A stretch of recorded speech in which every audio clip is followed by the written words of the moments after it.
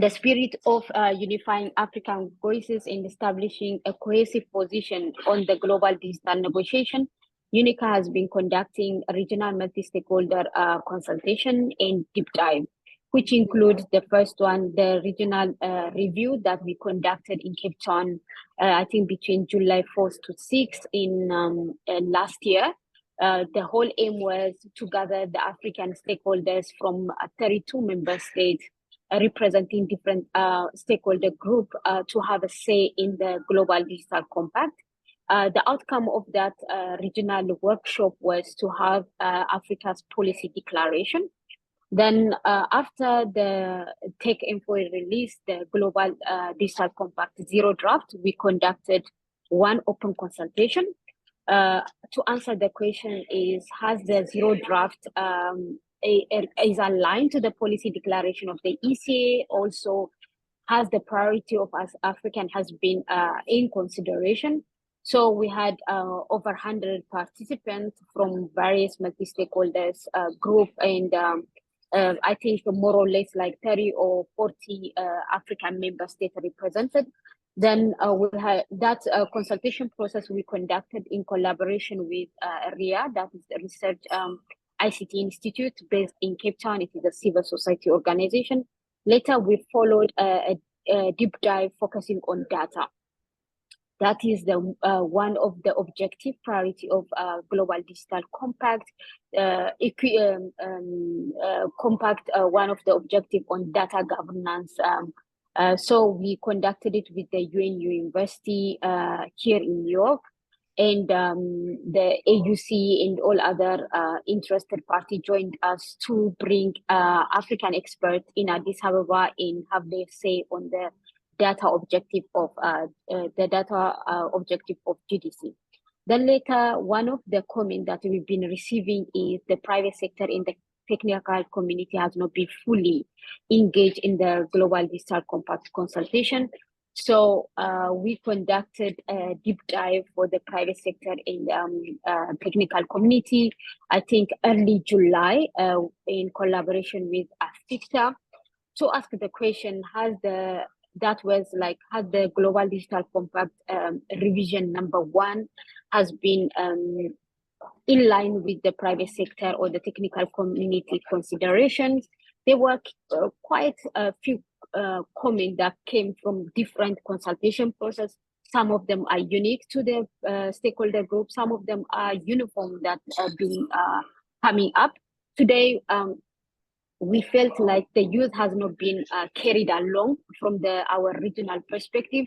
So we said that we're going to do an engagement section. I don't know if you are all aware, and now we are on the revision 2nd. So in few days, we will have a consensus document on the Global Digital Compact. Then within few months, that is around September, we will have even the GDC that will be adopted. So today's session might not change the structure of the Global Digital Compact per se, but it will be part of the consultation process, also to create an awareness that youth has stake in the Global Digital Compact, not only in the negotiation, but also the implementation. So we felt like the youth need to be carried. So today we collaborated with the Pan-African Youth Ambassadors to bring the youth today. So today's perspective is youth consideration. Then the last segment that we'll be doing is consultation with the media stakeholders that we feel like also they are not being consideration, and they have a very huge stake, especially on information integrity, also on the implementation of GDC. So this is just to give you an overall what has been done at ECA level. So I just want to give you a brief presentation so everybody can have an outlook what has been done up to now.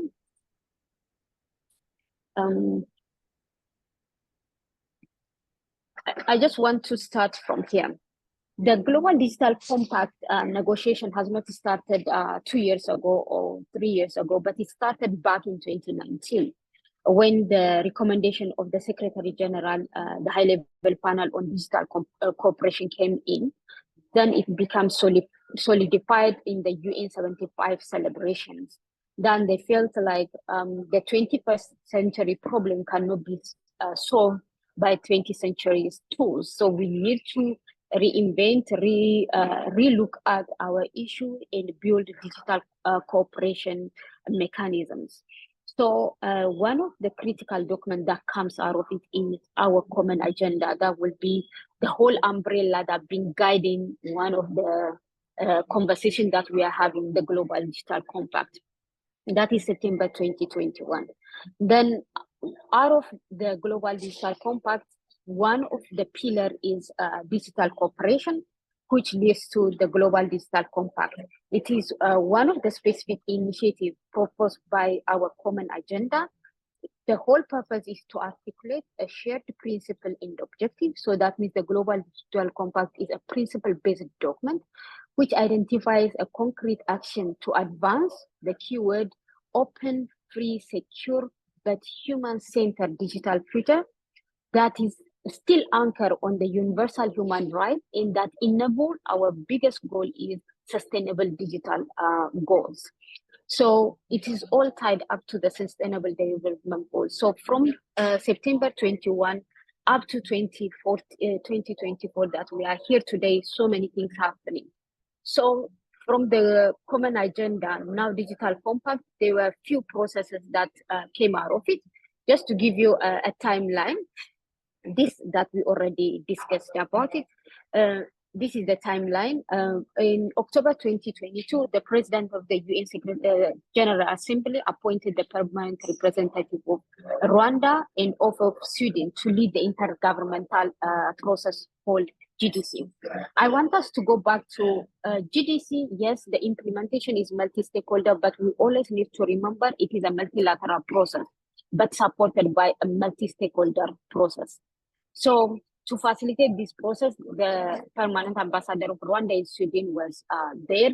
They've been co-facilitating. They shared our roadmap between the 2022 up to now, what they would like to achieve. They were deep dive thematic area related consultation process like on IGA or AI, data privacy, from security, trust and security, different consultation has happened. And the first outcome was February 2024. February 24, the structure of GDC came in. For that was consultation. Then this year, 1st of April, we had a glimpse of what GDC looked like. Global Digital Compact Zero draft released on the April 1st.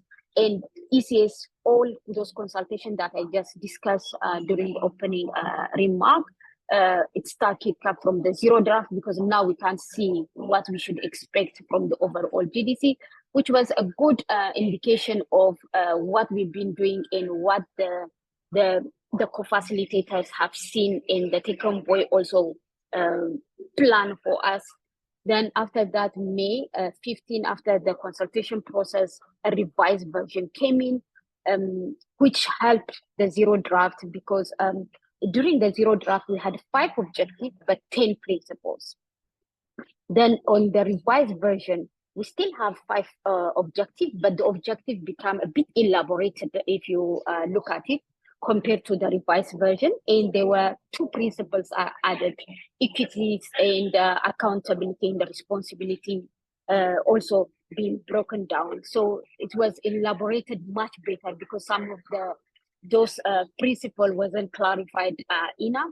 Then on June 26th, we had also another second version, but on the second version, the 5 objectives still remain, the 12 principles still remain, and there were more elaboration on the commitment in action. So this week, the high-level political forum is happening, so a consensus document we are expecting. I don't know when, but hopefully next week we should be able to have a consensus document. So the whole purpose is the Summit of Future will be adopting the Global Digital Compact. I want us to have an outlook. The Global Digital Compact is not an isolated document. It will be part of the Pact of the Future. If you been reading about the Pact of Future, it has, I think, 5 pillars. Pillar that deals with science and technology, pillar that deals with peace and security, pillar that deals with youth, pillars that deals with other pillars like maybe finance, if I'm not mistaken. Now the Global Digital Compact will be an annex to the Pact of the Future. So we are aiming to have an adopted document will be endorsed by our government. So this one we already discussed. This is the policy declaration that I talked about. The first African regional review has been conducted 1st to 5th 2023. Our goal is to always keep GDC in the Africans conversation, to have at least cohesive positions, and also for our people to be aware, not only the negotiation, even after the negotiation, how the implementation happen. So during the African IGF 2023, also we had a dialogue session on GDC. During Kyoto, also we had a discussion on the Africa's positions on GDC, and also we presented the Global Digital Compact Policy Declaration as SDC on Communication in ICT 2023. Even today, just I think within 2-3 hours, also we have a high-level panel session on the Global Digital Compact, not only the negotiation, but after or post the Summit of the Future. As I said, our ECAs, when we started the negotiation process, we felt like for us to direct our negotiation, we need to identify a few thematic areas. So our thematic area we identified was 8. We felt like those are priority area. Their priorities are infrastructure development and access, DPI, emerging technology risk and opportunity, regulation of emerging technologies, digital dress, digital protection, human rights, avoiding of internet fragmentation, not only at a technical level, even at a governance and process level, digital capacity building, public goods, and digital commerce. Most of our consultation in Cape Town was around this topic. So what we said is, now what was the policy declaration and what did we see from the GDC that we have today, even the version 2?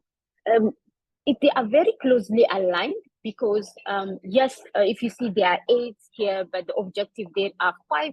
But most of the issues that are raised during the consultation process have been absorbed by the 5 objectives, even the 12 principles that are identified across. So we felt like the document was quite aligned with the Africans' need, but there were some gaps in the opportunity for improvement. Number one, the whole GDC process, most of the contribution came from the global north. From the global south, even Africa is even worse in terms of the participation. Latin America did very, very well in terms of putting their forward and their consultation for the past 2 years. But for us, bridging divide and digital divide has been the most critical topic that has been raised throughout all this consultation process. Addressing connectivity has been raised several times. Capacity building is the top of the agenda across all this consultation process that we have identified, and everybody has a way of not only identifying these issues, but also on the commitment in action. And another key element that identified is to avoid duplication of effort and to avoid fragmentation of processes. So they felt like WISES and IGF that has been already matured, how this process can be used by GDCs after the implementation, either it could be during the monitoring and evaluation process. So these are the consultation process that we are talking about today. We are here on the youth engagement. We did as a private sector that I said. This is the data divide that we were talking about. We had even a privilege, the co-facilitators to be in Addis Ababa with us. So everybody has questions beyond even the GDC content document. And this is the regional consultation that I talked about for all stakeholder group. So this I already talked about. most of our consultation across all different stakeholders document is the principles and the objectives are broader enough, but there were a bit reservation when it comes to commitment and action. So there were general recommendation how to make the commitment in the real action happen. So today we gather all these intelligent, capable, and very well-versed digital governance, let me say, stakeholder group from different regions, from the 5 of the region, to give us their inputs on whole of IGM global digital compact process, the negotiation process, what was it has been done excellently, and what they felt like it was lacking, what should be improved. Most importantly, from the African youth, what they would like to see, especially on the implementation phase. So I don't want to take much time out of this thing. The session is very dynamic. The 7 lead speakers, they are lead speakers, but all the participants, they are here. It is their platform. Please feel free to raise your hand or put your question in the chat to ask any of them and have conversation between each other. I am from this point on I'm the fly on the wall, so the session is for you. Please go ahead. I'm gonna give the floor first to Lily. She is the Ghana Youth IGF. Then after she finishes, she can give the floor to the next lead speaker so they can moderate each other. Thank you so much. Thank you so much, Toreen. Thank you for bringing us on this journey and really making us see the importance of the multi-stakeholder approach to all of this conversation. So it's one of the things that I'll start by acknowledging. Thanks to you, ECA, and all the stakeholders on the African continent for making this priority, especially in bringing people from diverse background and expertise to really come to do what you call inclusive consultations to make sure that what we're discussing really impacts all of us and everybody is represented at the table. And even more exciting is that you bring young people from all over to be able to also add their voices. And I love how you put it. You said we are lead speakers, but everybody here is also a speaker. So for all the young people in the chat, people who are dropping their ideas, please feel free, add to the conversation, because that's how we enrich it. And that is how we put to the forefront the issues that affect us the most in trying to address all that we have identified as young people on the continent relating to technology and what we see as a united digital future where everybody is thriving. So I'm going to start by giving my perspective from a background that is pretty much a blend of the work I do as coordinator of the Ghana Youth IGF, and also from my background as somebody in academia and currently pursuing a PhD in IT. So it's going to be a good blend of that. So we all know that we set off with pretty much good documents for the revision to the draft in the Global Digital Compact, all mentioning the need for us to move towards an open, secure, and human-centered digital future. And I feel like that is pretty much all that most times we've been discussing. And so how do we move to this future and make it actualize? So first, my initial views are what we have in the revision to pretty much aligns well with the needs of us as young people and the African continent. I know when you're sharing some of the things from the consultations on the African continent, you mentioned infrastructure and infrastructure development and access.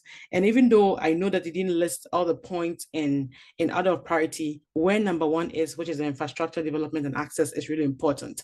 Usually, we are drawn towards the shiny things in this world of IT because things are pretty much fast evolving. And then we forget that the basics are very important. The basis of infrastructure, electricity, access, underlining it with affordability is very much important for us on the African continent, because there are many people on the African continent who pretty much are looking at even access to say internet facilities and infrastructure, and also thinking, okay, how do we even go about a day-to-day living, right? So there's also that issue of just really the needs and the priorities shifting, and why all of these that you described at the African policy session is pretty much important, with other things that you mentioned about digital capacity building also spot on. So the emphasis on closing the digital divide and commitment to connect all persons by 2030 addresses a critical need in Africa. And like I said, we've mentioned the issues of infrastructure, but investing in the resilient digital infrastructure, especially in remote places, of which maybe you would have more from where we are coming from. And I come from Ghana, and we've done underground work, and we've seen how the gap is wide, right? So all of this is important because we have to reach those last mile to be able to connect them and improve what we call the digital inclusion. So now the focus on establishing national digital skill strategies and adapting educational curricula to achieve high levels of digital literacy is vital for Africa's youth. The idea is that people would interface with some of the content we are doing in different capacities, some in formal education and some probably in informal settings in meetings like we have. All of that have been touched on in the revision 2 is pretty much exciting, but there's also the need to make sure that we have targeted approaches to meeting people and to pretty much bringing people along. When I say targeted approaches, we have the need to reach, to do capacity building for women, for girls, for children, for youth, and as well as older persons. And I think that in the past, we've probably relegated older persons even to the background, and some people even that are pretty much in what we call incarcerated situations, people in prison, right? Is that there for reform? How do we also make sure that for some young people who've been caught up in issues that were bad, how do we reform them and improve their skills even with technology? So I feel like the issues of capacity building and all of the things that were mentioned in digital inclusion are pretty much forward looking. And I also see one thing about the draft. It's really supporting an enabling environment for digital transformation. And it started with policy and regulatory framework.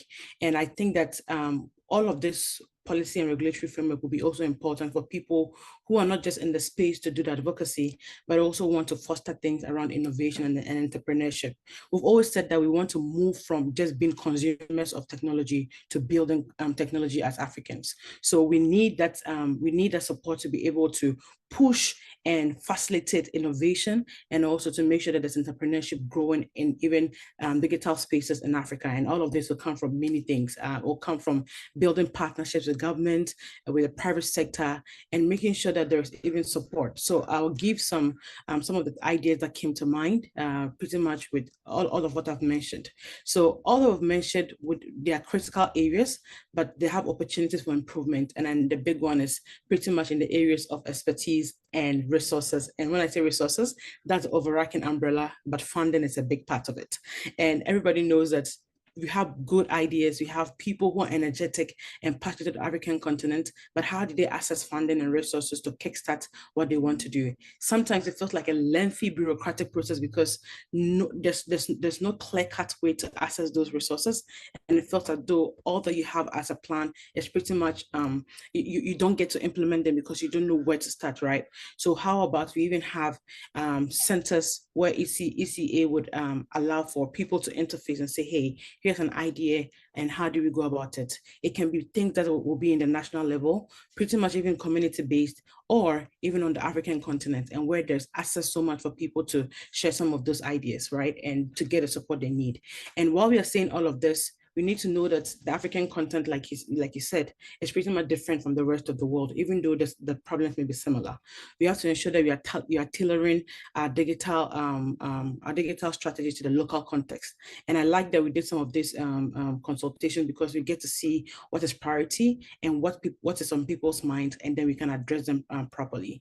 And while we are doing this, let's also take the context of language even. So how do we make sure that everybody's voice is captured in a way that reflects our African content? Make sure there's access for people to contribute in ways that they're comfortable in their languages, and then it will reflect in what they're doing. So for me, I feel like this was really forward-looking. The inclusive part is coming up. All the things that were mentioned in the African content for me, I feel like the big part, the infrastructure development and access, still something we have to do so we can soar to the levels of emerging technologies, and looking at the risks and responsibilities, and how even emerging technologies can also help us to achieve the inclusion we are looking for. So in essence, I'll leave it here and open the floor up for my fellow lead speakers. And I think Abraham just came on video, so I give it back to you, and then we can continue with the colleagues that are here also. Thank you. Okay, all right. Thank you very much, Lily. And This is a very wonderful presentation from Sorin. What I love about Sorin is the statistics. It doesn't lie, and the roadmap, it gives clear explanation towards that. But what I'm going to say is that looking at the Global Digital Compact, which we have a shared vision of the digital inclusion. I like that aspect because that is what Africa must be able to focus. And I'm going to give a brief highlight on the aspect of the GDC on the youth perspective, because we are talking about the youth. And I also stand in Lily's shoes as a youth in Africa, and also from the technical community. And also now she and Sorin want me to go to academia. So like I'm trying small. So like I will be there. So looking at the structure that we have on the consultation and the perspective for the youth aspect, we know that digital inclusion is very key in Africa, because there are so many areas that they are not connected digitally. When it comes to infrastructure, skills development, even the language barriers based on our learning within digital sphere. What I'm going to also talk about on the drafts for the revision 2 is that we see that there's a comprehensive aspect of the GDC that we must look into it. In terms of addressing the unique needs for priorities in Africa, GDC needs to recognize some aspect of the societies.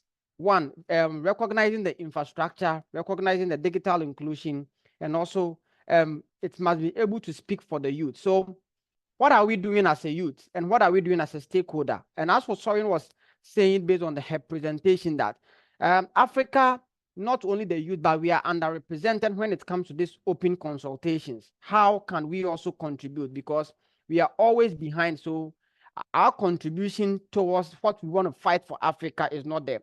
So what I will telling the youth is that we must be able to join and bring people into this conversation. Not only the technical community or the academia, but the civil society people can come, the business group. We have many youth who are on the startup businesses. How can we also make contribution to because the digital compact is interlinked with all the sectors in Africa, and we have to look into how to make it very accessible and flexible for everyone to be able to adapt to the changes that we are doing, because Africa's changes can also influence the world's change. So towards the use of digital resources. So what I would say is that on the perspective of the technical community, we are looking at that. How can the various stakeholders, the government organization, the Africa region, be able to enable environment for infrastructure development, which the youth can be able to use that resources to be able to develop themselves. Even if you train people on a skilled aspect of the digital inclusion, what are the resources that they are going to also use? So these are the kind of areas that we are really trying to close that gap on that. And also, I'll also look into the outline objectives, which is that we need to establish a national digital skills strategy into ensuring that everyone has access to learning opportunities. And it is true, we must start from our basic education level. That how are we going to close that gap in terms of this digital compact? Are we going to develop a curriculum base for African schools, the academic level from basic school? How are we going to enhance learning through these areas? Do we even have, like as Lily was saying, access to electricity in some of the remote areas? Because inclusion means that everyone must not be left behind. So when everyone is included and we are able to at least promote digital inclusion, we know that everywhere is connected and everyone can be promoted. So these are the areas that we are also looking at. And also in terms of that, I'll come back to the principles later on the next conversation, but we also used to make sure that the youth can be included in policy making decisions. So this section is very good, and I like it that although as I said, that it's not going to change anything, but our contribution will also help strengthen Africa's stand and perspective towards the Global Digital Compact. And this is also something that the youth must be able to look into. So these are some of the comments that I have. And when it comes to the objective that we are doing, that we must be able to leverage digital technologies through sustainable development skills, and also inclusive by growth, and also digital inclusion among our societies. And this is my perspective, that we can come towards the Global Digital Compact from the youth perspective. As a technical person, and also as someone in academia, how can we close the gap from childhood skills? Thank you very much. And I may pass on to my other colleagues, then we'll come back later for other insights. Thank you, Lily, and sorry. Thank you. Maybe Noha?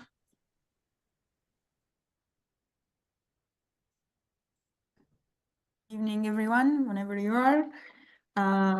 So my name is Noha Abdelbaki. I'm based in Cairo, Egypt, and I have this mix of private sector background mixed with an experience in different civil society organizations, mainly youth organizations discussing internet governance issues and different issues in our digital world. Thank you, Serene and the ECA, for this amazing opportunity. It's very important to engage youth, African youth, to get engaged in contributing to this live document, to the GDC. As you mentioned, that our African participation is very weak, so I hope we can enhance it with the help of the ECA. And thanks for my fellow panelists. So I had like different insights looking at the new revision of the GDC, as it's mostly based on the agenda of 2030. I was looking at the first objective, which is close all digital divides, and I have this like internal thoughts, like how we can close digital divides while we have wars demolishing entire infrastructures and displacing people, where in Africa, we have conflicts in different regions of Africa and outside Africa, affecting us, affecting our people, these are huge setbacks to the agenda of 2030. I don't see like we're progressing. We are 2024, but I don't think that we'll achieve those goals by 2030 while having these huge setbacks. And being a North African young person, it makes me like doubt the power of international cooperation to achieve these goals, the SDGs, and to end these conflicts. Because we see that many people are getting offline because of politics. Our digital future is highly affected by politics and politicians. They are the people who like make the huge decisions, not us as the internet users or technology users. So I was questioning how we can achieve this important objective before we proceed to the next objectives. And I hope to start this discussion with you on chat on how we can allow the GDC to be our start point to tackle such conflicts, because it's a huge crime to destroy infrastructures. Like how can people go online if they don't have the proper infrastructure? Because like wars, they use it's like they hush people from speaking and talking by destroying, like disabling the internet connection. Many people, like in Sudan, Congo, and different Gaza Strip, they don't have connection to share their views and share their status.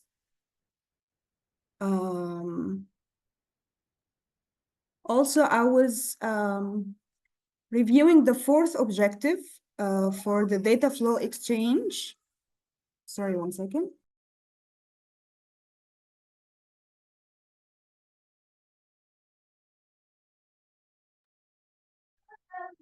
Sorry. Okay.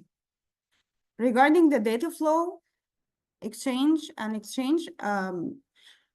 Why are we as a continent left behind from this, I don't know, this whole thing? Because we don't have any control over our data.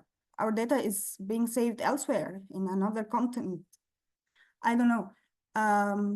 Is it because of security issues? Is it because of non-compliance for data protection laws? Or I don't know. We're being left behind as Africans. We don't have, like, private sector doesn't invest in our countries to build data centers, to have our data protected by our laws. So we need to discuss what is setting us behind in this area. Why are you not? We're typically in the middle of the world. We're connecting the East and West. Why you don't consider us as a huge part of this data flow thing? Also, I would like to highlight the AFECTA is it plays a huge role if it's being truly adopted by the African countries, because it will help more entrepreneurs to share their goods, digital goods or physical goods within the African market and even go global. We currently have many amazing talents and entrepreneurs within our country, but even some entrepreneurs, they register their startups elsewhere to have access to maybe easier access to fund or easier access to investments. So why we don't encourage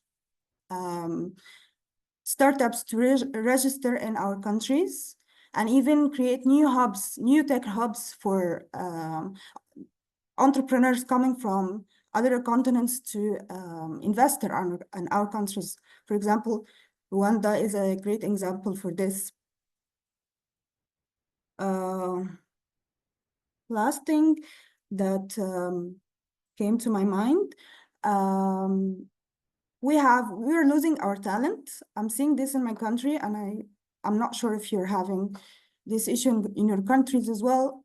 We're losing our talent. Our best people are migrating to other continents and other countries. The best people, the most skilled people. So they are seeking a better life, I understand. But in order to have a better digital future in Africa, we need to retain our talents. We need to provide them with the needed, I don't know, basic lifestyle. Like they need to share their knowledge within their communities. But this is not happening. They're seeking a better life in other places.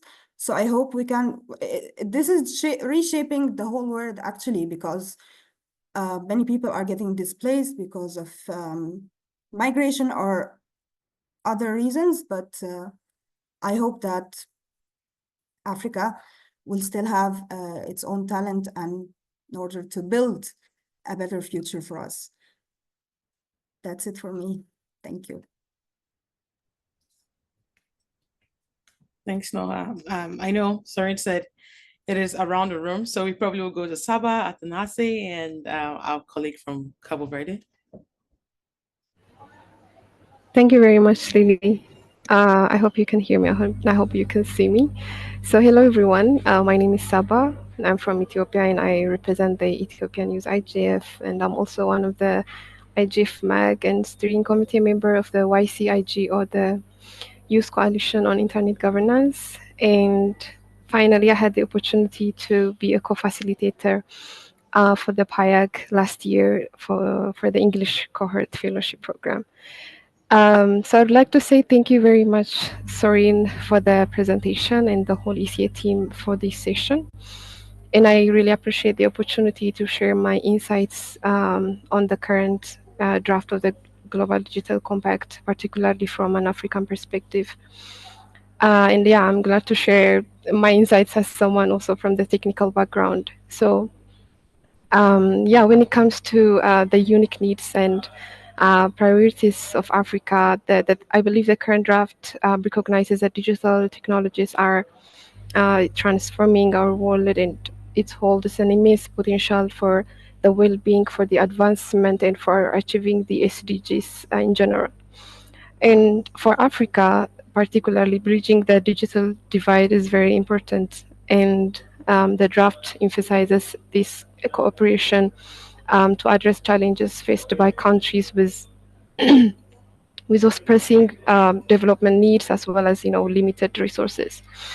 And it also aims to leave no one behind, which is very important, ensuring that all states, communities, and individuals can really harness the technology's benefits fully. And in terms of the overarching messages and the objectives, first of all, it underscores an inclusivity, open, a sustainable, a safe, and secure digital future for all. And basically, it also builds on international law, including the UN Charter, human rights law, and the 2030 Agenda for Sustainable Development. Yeah, I can also observe that it acknowledges the pace and power of emerging technologies, particularly emphasizing on shared responsibilities to, govern technology um, in ways that prioritize human development as well as human rights. And the key message is one of the collaboration and adaptability in the face of the current rapidly changing digital landscapes. And when we come to the principles, yes, the draft commits to closing digital gaps between and within countries, also ensuring equitable access and participation. It also prioritize human rights, safety, and well-being. There is also a collaboration among stakeholders, such as government, private sector, civil society, as well as the technical communities, which is very important. And I can see that is also recognized the dynamic nature of digital transformation, and also the need to agile response. So yeah, I mean, uh, in general, this draft reflects a commitment to a digital future that really benefits us all with Africa's unique context and yeah, youth perspective in mind. Um, in terms of some of the comments I have, and also as someone from the youth community on internet governance, I see some of the challenges faced by individuals, especially those who are not, particularly tech savvy, in navigating some of the complex issues. But one thing that comes clear to young people after going through this processes, what is, the multi-stakeholder paradigm of internet governance is a key to their participation. So it's very important that decisions regarding technologies that really shapes our digital future involve all the individuals that who will be affected by those decisions. And so, speaking from my own experience, particularly, in relation to the GDC, which is a shared experience among many of the young people and my fellow young leaders as well, in the Youth Coalition on Internet Governance, as well as in many other youth organizations. We have encountered a lack of, significant dialogue, and our participation has been limited to only responding consultations with some documents and occasionally having a brief opportunity to speak during some of the informal sessions. But our concerns and contributions often go, unanswered. And um, so yeah, the real conversation and decision-making processes take place, in a multilateral context within the intergovernmental negotiations. So the risk we face, and one that the youth is aware of, is a possibility of, being completely led by multilateral interest, which could undermine the principles of a multi-stakeholder governance. Uh, um, yeah, in the first revision of the zero draft of the GDC, if you've ever seen that, there is a call for the WSIS 20 review to consider the incorporation of youth perspectives, and this call particularly highlights the importance of youth participation and youth involvement and youth support in implementing this compact. So it's important to ensure that youth perspectives are aligned with the commitments outlined in the document, in the draft. So it would be, counterproductive to involve youth in a manner that diminishes their involvement to a secondary. So from a youth perspective, it's important to understand how this incorporation of youth perspective will take place within the context of the GDC. And it would be interesting to see the specific plans and those specific strategies in order to achieve this goal. And personally, along with many other young leaders and young individuals, I am so eager to witness how this aspect unfolds. And it's also very important to have a clear understanding of the execution process, as Sorin stated earlier, and including how the progress will be measured and how we can observe tangible outcomes. Thank you very much. Thank you, Saba. Really spot on. And Athanase, we have our friend from Colleague following you, and Dr. Isaka rounds up, then we can open up to everybody. Thank you very much. A lot have been said. First of all, I'm Atanas from the Democratic Republic of Congo, and I'm going to give some perspective from a technical background, also with a bit of involvement in civil society organizations. First of all, the youth has been part of this process, not yet as much as we wanted it to be, but there have been some involvement of the youth from the beginning of the process. Like the consultations around the GDC have been made by different organizations. Like I see Lily made some consultation within Ghana in the youth IGF. We made some also with the youth standing group with Noah and other colleagues here.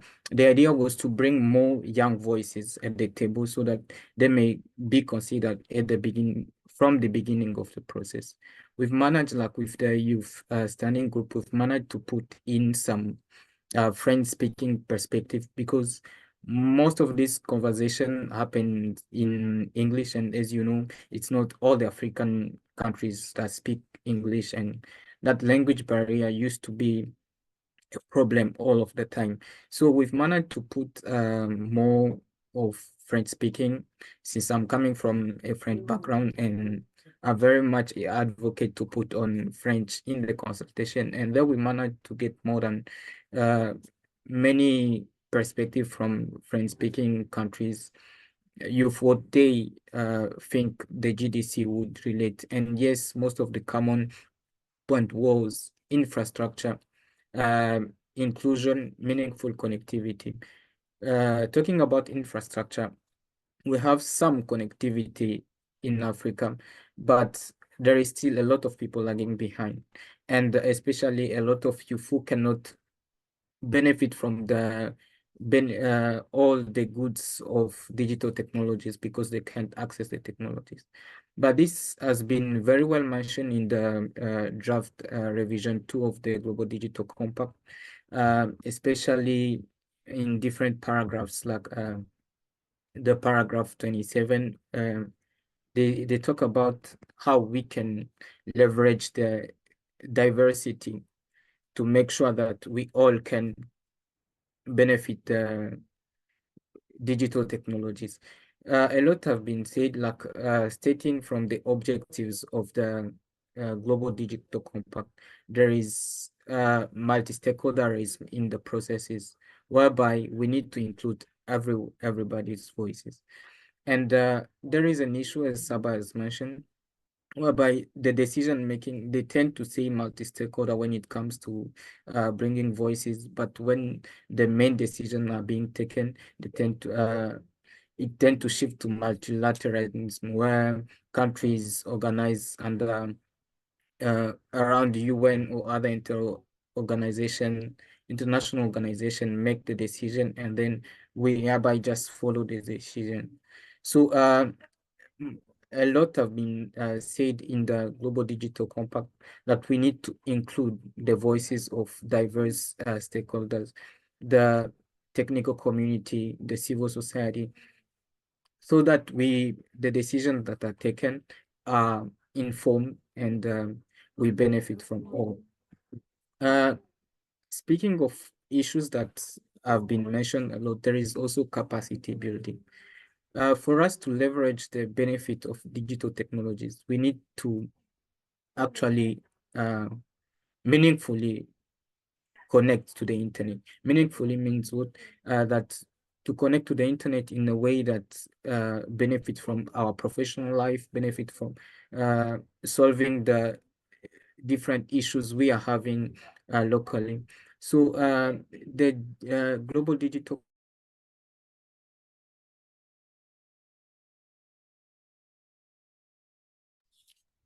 I think we lost Atanase. Yeah, I think we did. Yeah. I think maybe Lida can take over, or Doctor, then we can. Yeah. Maybe Lida.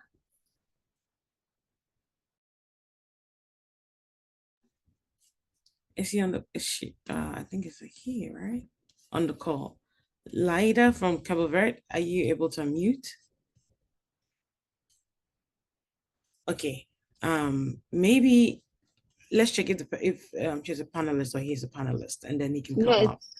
Yeah. Okay. No, she's panelist. Then you can give it to Dr. Okay. Yeah. The floor is Because we yours. don't have much. Yeah. That's true.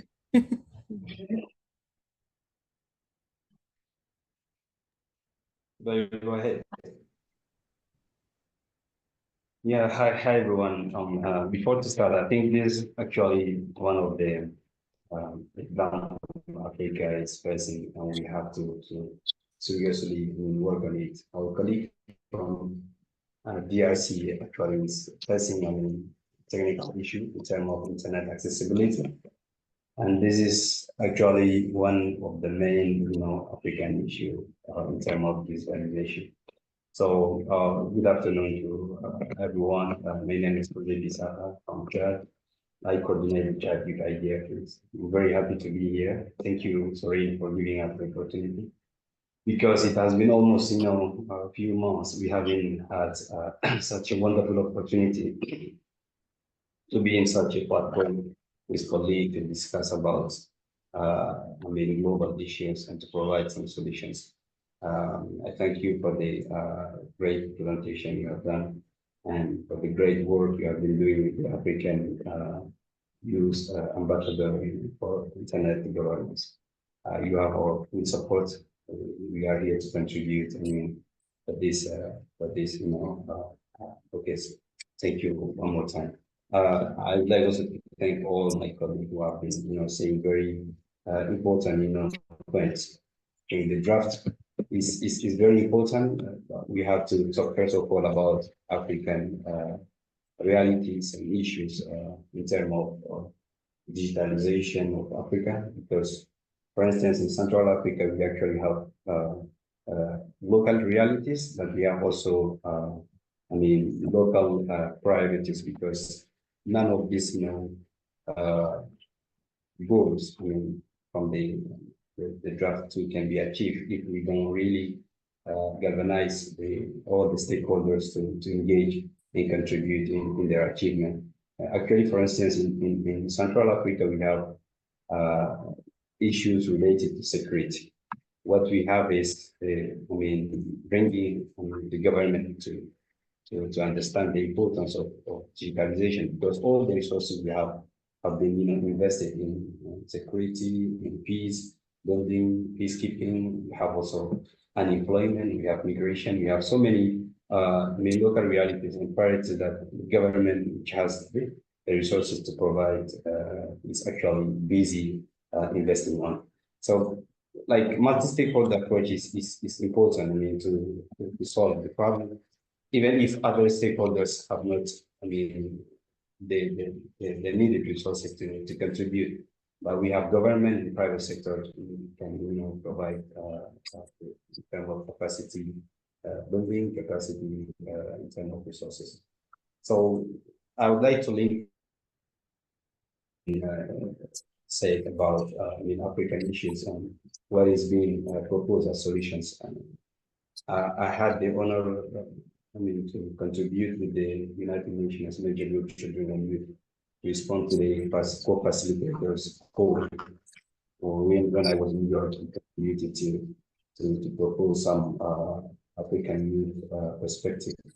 And I think I have to highlight all these important points. But I would like also to say, in terms of issues, the draft outlines a comprehensive network framework and fostering a more equitable and sustainable digital future. But when it comes to unique needs and priorities of Africa, I think there are 3 points we have to talk about more. In terms of closing digital divides, development-oriented approach, and targeted capacity building, I think there are priorities that should be closed in terms of digital divides between countries and other stakeholders, which is crucial for many African nations where infrastructures and digital literacy are still developing. In terms of youth perspective, I think the draft addresses the needs of youth by focusing on education, skills, development, and protection in the digital space. There are initiatives that the draft includes, namely we have the digital skills and educations, where the GDC aims to establish national digital skills strategies, adapt curricula, and provide adult training program. But we need to have like a target of at least 80% of people should be, basically digitalized in terms of skills, and at least like 60% to have intermediate or advanced skills by 2030 to align with the SDG 4 and 5, for instance. We should also focus on how to or to promote like protection connectivity, which is emphasized creating a safe and secure online environment, countering cyberbullying, child exploitation, and other forms of online violence. This focus is vital for protecting the youth. We are increasingly engaging with digital platforms.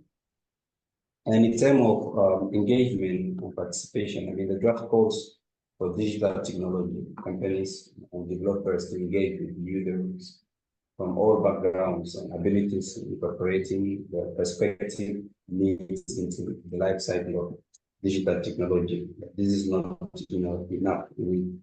This participatory approach ensures the voices of African youth should be considered in the development of digital tools and policies. To finish with overreaching messages and objectives and the principles, I think we have like 5 points: closing digital divides, expanding digital inclusions, fostering safe digital space, equitable data governance of emerging technologies, which are equally significant to emphasize inclusivity, development orientation, human rights, gender equality, environmental sustainability, equity, accessibility, and interoperability. I think in conclusion, African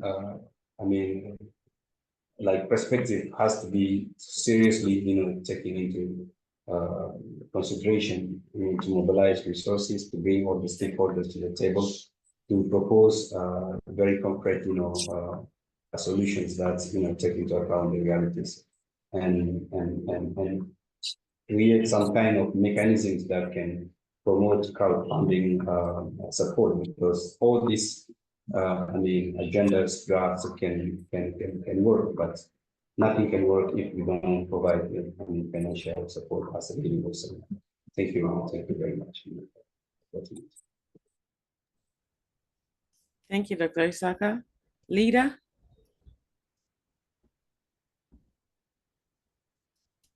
Do we have Lida? She said she's ready, so. Okay.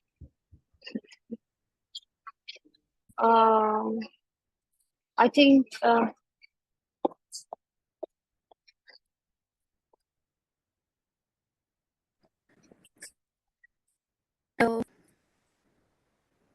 hello, you can go ahead.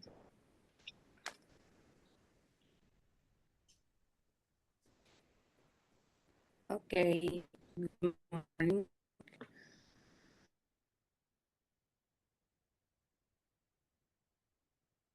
Can you hear me? You know, you okay, you might go ahead, but I think there is you keep on talking.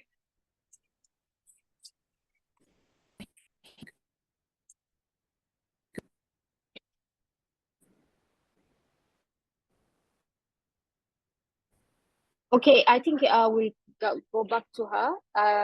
Maybe what we should do is, for the sake of the time, because we have too many experts and there are too many insights, but we can go through it, summarize it, and look at some of the questions that throw from the floor and look at it. Lily has started from what she felt is the most important critical point is, that was infrastructure development and access.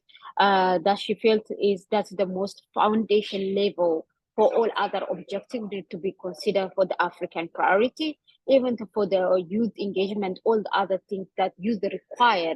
The infrastructures and development and access should be our focus area.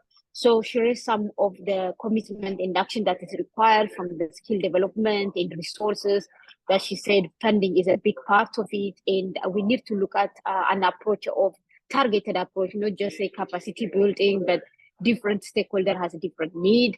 And second, we had also speaker from Fifi. Fifi was a PAYAIG facilitator and technical administrative. He has a very good experience from handling 1,000 fellows for the Pan-African Youth Ambassadors. One of the issues he raised was digital inclusion, that the principle of leave no one behind should be our guiding force. But for us to do all those digital inclusion, the first thing that we need to do is reform our education.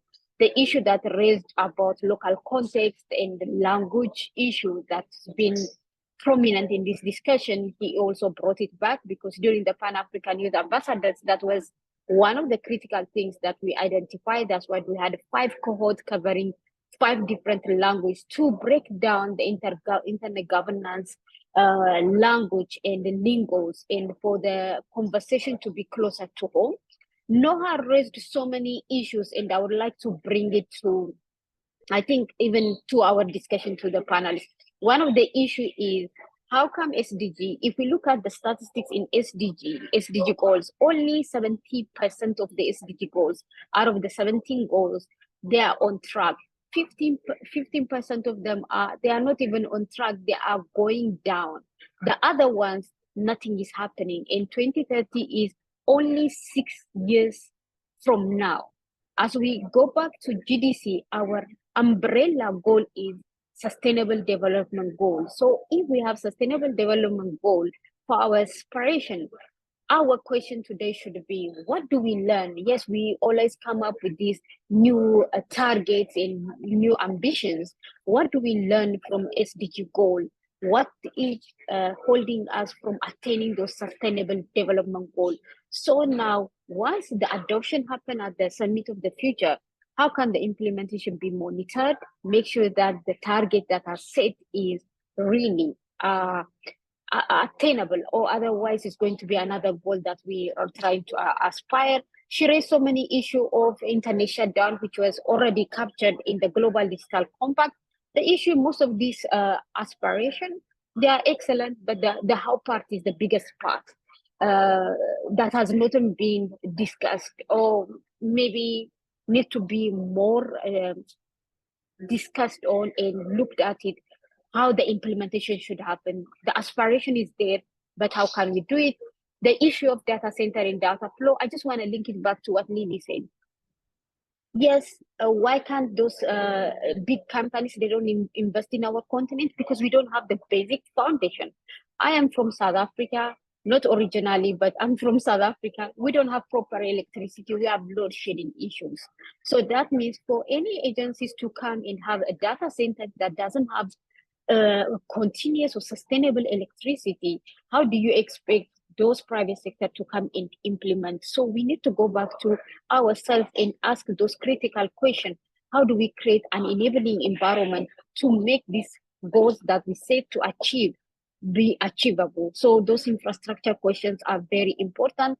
Saba raised also issue about the digital divide, and she also raised the issue of how youth can be meaningfully engaged. I have a bit different perspective about youth engagement. During the Pan-African Youth Ambassadors, we also did a dialogue session for the youth, just to be aware. But my principle is I don't think anybody will give anybody platform, but it is the stakeholder for them to create their own platform to engage. In Africa, we have growing youth IGF structures.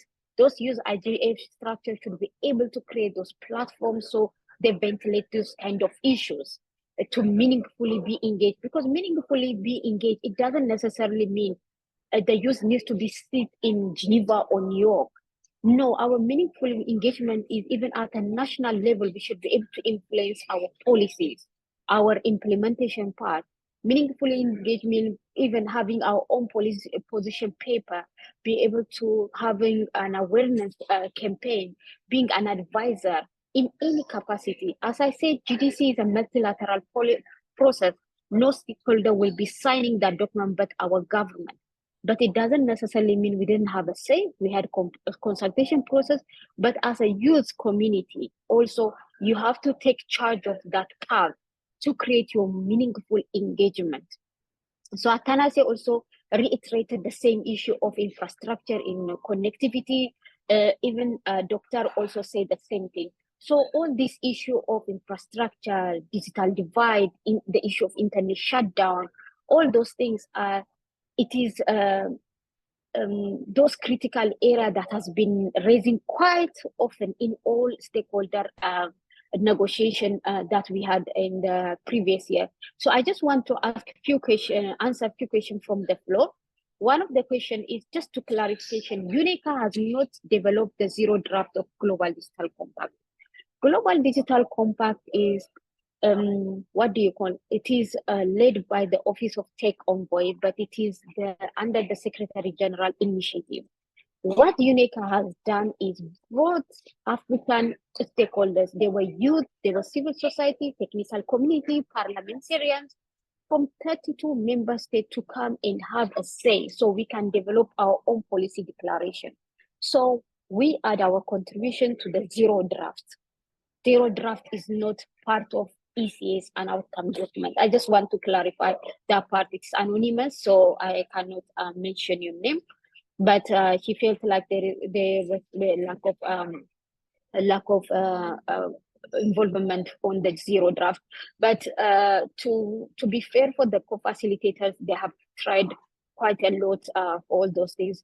Are there policy framework? I don't know who's going to. Matilda asked, are there any policy or framework within IGF that are specifically aimed to include, empower African people with disability? So any of the lead speakers can take the floor to answer. I can give it a shot. Okay, please go ahead. Right. So the question was, are there any political framework within the IGF specifically aimed to include and empower African? I think the overview has pretty much been global, and I know there've been pretty much workshops and even a certain group of coalitions that have looked at disability, and it's been on a global basis, but the African group has pretty much also tapped into to do bring their thoughts also to the forefront. And I know that this is pretty much not focused only on Africans, but there are also national groups that have over the years heralded the voices of people living with disabilities and tried to also incorporate it into the discussion on the global front. The idea was to make sure that the voices are met on are met with global considerations, so they bring these to the forefront. I'll particularly say that even from Ghana, there were sessions we had even for young people where we had people with disabilities come on the panel, bring their ideas, because there were initiatives that they had in their companies that were also important for us, for Ghanaian youth, to see how we can also add more people. So from there, I know in our recommendations, we added it, and I mentioned it that year at the global IGF. We had the youth session. It was pretty much to show that there are people bringing their capacity to the forefront, and if there were any interventions that authorities could give, then it makes them know that that some of these are happening, so support can come from there. And I would encourage that it doesn't stop there. Pretty much there is a need for us all to continue the conversation, and because the gap is usually widening. And so if there are any other ideas, there are coalitions that you can join for the IGF. Go there, be a part of it. I'll share a link to being part of these coalitions and also do some suggestions there. And that will be helpful for us all to add our voices. So even though there are more global,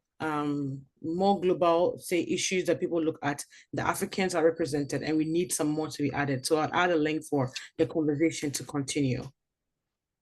Thank you, Lily. I think you raise a critical point. Internet governance is not about IGF.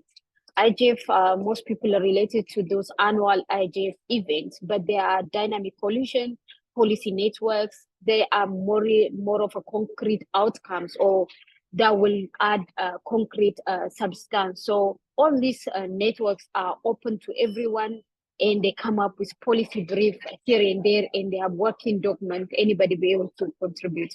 So another anonymous, the question is, will there be a dedicated youth presence at the Global Digital Compact Summit of the Future in New York? Yes, one of, I think, Secretary General priority is youth. I remember one of the pillar on the Pact of the Future is related to youth. And beyond that, there will be a side event, different track, from digital track to peace and security and science, if I'm not mistaken. And he wanted to be multi-stakeholder even for all those side events. They don't want one organization organizing, but collective of organization to come together and have their own say. So they will be there. So it is fine. Would like to request the same to can administrator consider the request? I don't know which request is referring to. If it is about youth, there will be youth representation there. Conflict pose a significant threat to the objective of GDC. I think they are reiterating what Noah said, that how do we ensure that, yes, SDG's goal is here, now we are coming up with the Pact of the Future or our common agenda. How do we ensure these goals are achieved while we are busy in war and conflict internally? Yes, so Noah, you have somebody is seconding and agreeing with your intervention. Kennedy is saying, I joined kind of late, but do you address this? There are many initiatives that are aimed to bridge the digital divide, but they are being shut down due to compliance and regulation. I do not know in that scenario, like because of compliance. I wish you can give example, but if you are in the room, you can raise your hand and elaborate more. So this all the question and answer has been addressed. So maybe we can take the floor and give them a platform to speak. I see Kennedy gives want to talk, then I'm going to allow him to talk. Kennedy, you can go ahead. Hello, am I audible? Yes. Okay, the reason why I asked this question is that in my country, we have the Communication Authority of Kenya. Okay. And, we have these small initiatives that they are working toward bridging the digital divide gap. but to the surprise, they are being shut down because they are not complying with the CAK because of the license. And to get the license, it's like 100,000 Kenyan shillings, which is not easily achievable. So this initiative, they end up in shambles, like they shut down. So that's my question. Oh, okay. I wasn't aware, but I think that's a valid point. So how can our government create an enabling environment so community-based solution can flourish in those goal of bridging digital divide? I think thank you for bringing this to our attention, but I think you raise a valid point because we are always talking about homegrown solution, community-based solution. So how do we create an enabling environment? Either it could be a red tape at a regulation level or a resource level considering being financed. So anybody in online would like to have a comment, question, please feel free. We don't have much time and you guys are on capable hand of so many youth ambassadors here. Please take advantage of it. You always say you are not meaningfully being engaged. Now this is part of it. So let's talk.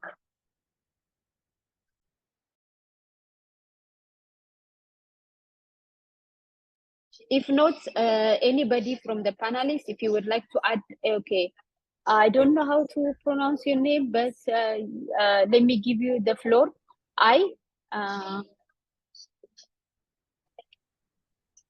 Hello, can you hear me? Hello. Yes, I can hear you. Go ahead. Okay. This is Beria Shileye from Benin, West Africa region. I'm sorry because I joined late, but I just want to ask, where can a young person contribute to the Digital Global Compact agenda? Because I'm introduced to this through a recent internet. I partake in the Ghana School on Internet Governance, and we were introduced to this. So I just want to know where I can contribute to, where I can start from, actually, and then have a clear understanding about the agenda and where I can contribute to, because I'm new to it. It's a new agenda to me. Thank you. Who would like to take it from the speaker? Well, sorry, I just would like to Okay. add to the question. I mean, ask it about if there will be like open participation during the General Assembly next September. I think like most of the UN, events are open. I mean, for multi-stakeholder participation. Even if the UNGA, the United Nations General Assembly, is a state like meeting.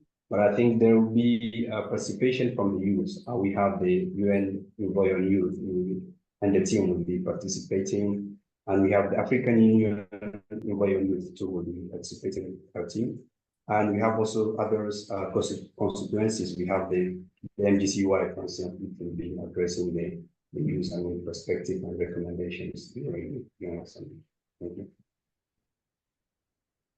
Thank you so much. I think maybe in the chat box, put your Twitter's link. You guys are more of the youth ambassadors. So for any of the initiative around the Summit of the Future or even IGF in your regional level or national level you have, that will be a best way of bringing newcomers go along. Maybe put your Twitters. Please, the guy from Benin, follow them. And if you have even questions or any other things, there will be a very good contact point to start. I think if any additional thing we need to add, please go ahead. I can see the timer is 5 minutes and all the speakers to put your video so we can take a family photo as a memory at least. Yeah, so it would be nice. So anybody would like to add, please go ahead. Right. I just wanted to end by saying that there are many opportunities for us to contribute. And like she said, like Sorin had said before, there's not only this event where you can voice out or you can voice what it is that's on your heart. There's social media, there's position purpose, there are initiatives that you can be a part of. And I know before there was call for input where you can type in about a global digital compact. It probably closed, but I think the opportunities for you to still engage for people who are looking to pretty much contribute. So look out for sessions that are happening. You can also on your own, on your social media, on your LinkedIn, and whichever platform works for you, please keep the conversation ongoing. Like Sarin said, this is happening, all these consultations are happening towards September. So please add your thoughts so that you ensure it's captured before the Summit of the Future. And I'll just end by saying that, yeah, it's our time. So don't wait for the opportunity. You want to make sure that you are constantly sharing. Thank you. Oh, and Scott said, oh, you can go. Fifi, go ahead. Yes. Okay. So what I'm going to say is that we've all talked the same thing, and meaning that at least we are all talking about the same thing as African youth. But what I'm going to say is that what I would say is that the Global Digital Compact, we have to understand that it highlights the importance of ensuring that digital cooperation efforts in Africa are inclusive, very equitable, and also responsive to the needs of the youth. So we must consider whilst fostering an open, non-discriminatory digital environment. The Global Digital Compact will create a level of playing field for Africans, especially the youth, in this perspective, to benefit from digital technologies, regardless their background or location. So that is what we are all trying to preach and work towards it. But in all, we must consider that the GDC, which is the Global Digital Compact, which people might not even know much about it, recognizes African youth as a key stakeholders in the digital future, which also underscores the importance of engaging, empowering them to harness full potential of the digital technology for sustainable development in Africa. And this is also a platform that we have been able to understand the discussions and others. So we should also be able to try to go back to our local communities to also engage in the various local IGFs as Lily and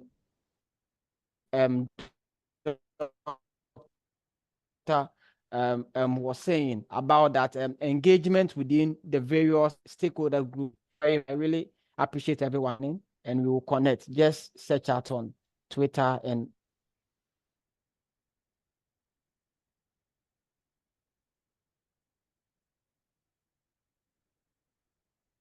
please put your videos so we can have picture. Yeah. Lida, if you can try having your video. Fifi.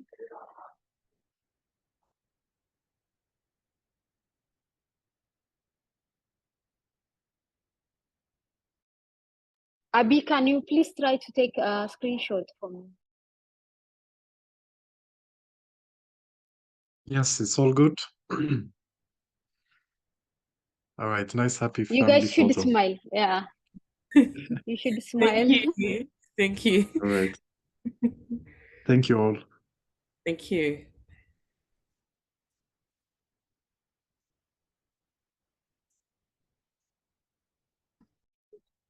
Have a lovely evening. Yes, have a lovely evening. I think I will just write a message, then I will share it for you guys comment.